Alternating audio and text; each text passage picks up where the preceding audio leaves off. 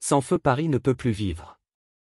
Il court, tout crispé de frissons, secouant sa barbe de givre et son lourd manteau de glaçons, sous la laine où le vent pénètre. Chaque nez rouge que l'on voit dit encore mieux qu'un thermomètre. Quel froid! Quel froid!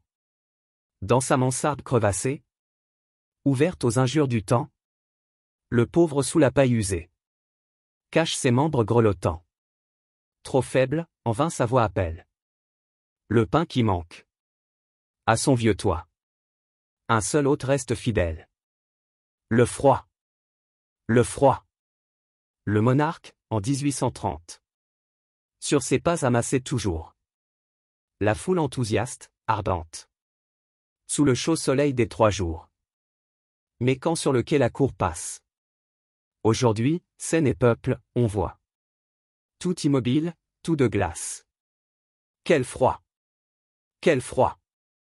Toujours la gauche dynastique, éprise de programme creux, poursuit sa futile tactique.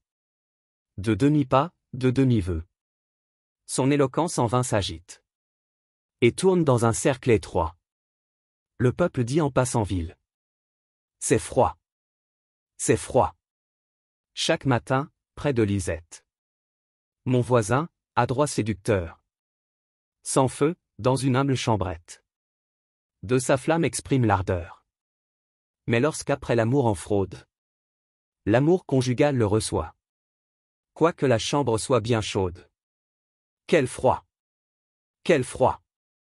En dépit des calorifères, le froid pénètre un peu partout. Dans les salons des ministères, et même dans plus d'un grand raout. À l'institut où l'on sommeille. Au cours où sans peine on s'assoit. Au français où l'art se réveille. Quel froid! Quel froid! Mais je sens, malgré ma douillette, qu'en mon corps le froid s'est glissé. Car le feu sacré du poète est lui-même au froid exposé. Je n'ai plus la force d'écrire. Et la plume échappe à mon doigt. Cessons, car vous pourriez me dire. C'est froid. C'est froid.